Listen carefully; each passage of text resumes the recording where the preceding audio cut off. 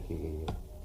निवेश को आकर्षित करने के लिए माननीय मुख्यमंत्री जी अपने प्रतिनिधिमंडल के साथ 27 से 1 फरवरी तक जापान की यात्रा करेंगे और 24-25 फरवरी को जो यहाँ पर ग्लोबल इन्वेस्टर मीट होने वाली है उसमें इंग्लैंड और जर्मनी के साथ जापान भी हमारा पार्टनर रहेगा।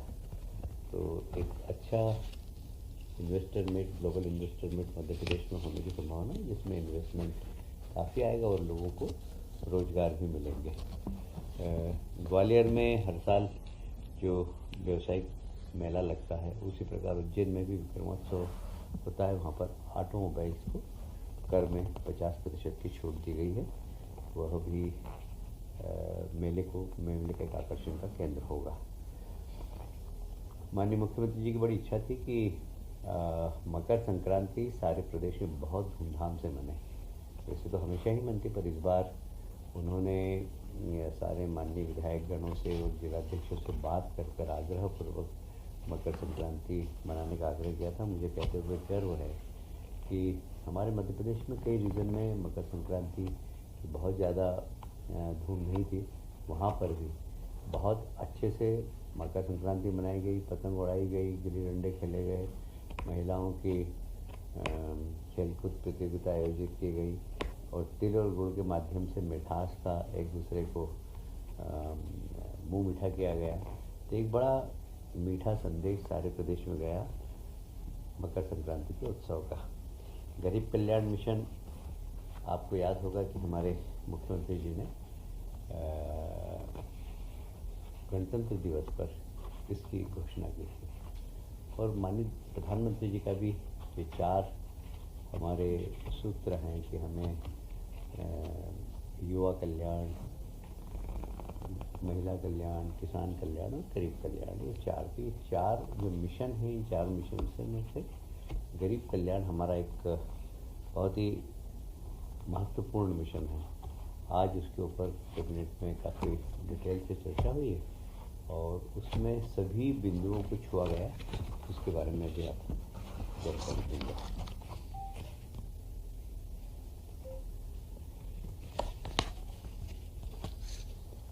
अभी जो ग्लोबल इन्वेस्टर मीट हो रही है उसके लिए इन्वेस्टर को उचित अवसर मिले और बहुत इजी तरीके से वो आकर यहाँ पर इन्वेस्ट कर सके, इसलिए सारे विभागों को निर्देश दिए माननीय मुख्यमंत्री जी ने कि अपनी नीतियों में परिवर्तन करने की आवश्यकता हो तो परिवर्तन करें। साधारणतः होता है कि लोग एमयू कर लेते हैं, उसके बाद उनके चप्पल जूते घिसते रहते हैं। एक बार आ जाए, आने के बाद उनके जितने भी काम हैं वो जल्दी हो जाए, इसलिए सभी विभागों को निर्देश दिए कि अपनी नीति में परिवर्तित करना हो तो ग्लोबल इन्वेस्टर मीट से पहले अपनी नीतियों में परिवर्तित करना। जैसे मैंने गरीब कल्याण मिशन के क्रियान्वयन के बारे में आपको बताया, इस मिशन का उद्देश्य मध्य प्रदेश में जितने भी गरीब और वंचित लोग हैं वे सशक्त हों और हमेशा कोशिश करेंगे कि 2025 तक हम हर गरीब के पास तक पहुंचकर और उसकी गरीबी कैसे दूर हो सके उसके लिए काम करेंगे। और जैसे मछुआरे हैं, तो आज ही मछुआरों के लिए एक अच्छी पॉलिसी बने, बहुत बारीक चीज़ उसमें आज चर्चा हुई जिसमें कि कौन सी मछली का मार्केट अच्छा है, ये व्यावसायिक दृष्टिकोण से देखकर उस मछली को वो उत्पादन करे जिससे कि उसकी आय बढ़े। तो सामान्यतः ट्रेडिशनल मछलियाँ होती हैं जिसको कि रेट वेट ज़्यादा मिलता नहीं। जैसे मुझे याद है झाबुआ में झींगा मछली का प्रयोग किया गया। झींगा मछली का प्रयोग करने के बाद वहाँ के आदिवासियों को सबसे 4 टाइम्स 5 टाइम्स इनकम हो रही है। तो ऐसी मछलियाँ जो बाज़ार में अच्छे भाव में बिक सकती है उसके बारे में भी किसानों को प्रशिक्षण दें जिससे कि वो, तो एक मैंने उदाहरण दिया। ऐसे बहुत सारे बारीक बारीक बिंदुओं पर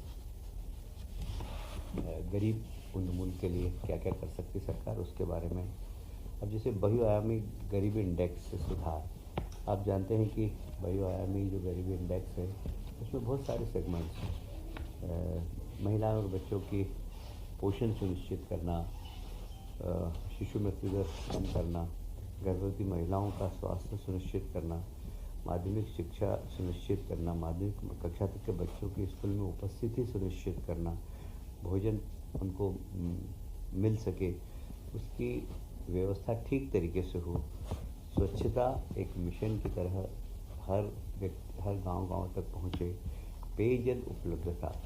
आप सब जानते हैं कि प्रधानमंत्री जी ने जल जीवन मिशन के माध्यम से प्रत्येक गांव में स्वच्छ जल पहुंचे, इसकी एक बहुत बड़ी योजना सारे देश के अंदर लागू की। मध्य प्रदेश ने उसका सबसे ज़्यादा लाभ उठाया है और हमें कहते हुए गर्व है कि हर एक गाँव तक ये योजना पहुंच रही है। हर एक घर तक पहुंचाने की इसकी स्कीम है। विद्युत कनेक्शन वहाँ तक पहुँचे, जहाँ विद्युत कनेक्शन नहीं पहुंच सकते हैं, बहुत आप जानते हैं ट्राइबल इलाके में भौगोलिक क्षेत्र बहुत बड़ा होता है, तो कई बार वहाँ पर एकदम कनेक्शन पहुंचाना मुश्किल हो जाता है, तो वहाँ पर सोलर का हम उपयोग करके उसके घर को प्रकाशित कैसे कर सकते हैं, इसके बारे में हमें करना। आवास निर्माण गरीबों के लिए प्रधानमंत्री जी की आवास योजना, जो उसके वास्तव में उपभोक्ता है, जो वास्तव में उसके लाभ के बिंदु के अंदर आते हैं, श्रेणी में आते हैं, उनको उसका लाभ मिले।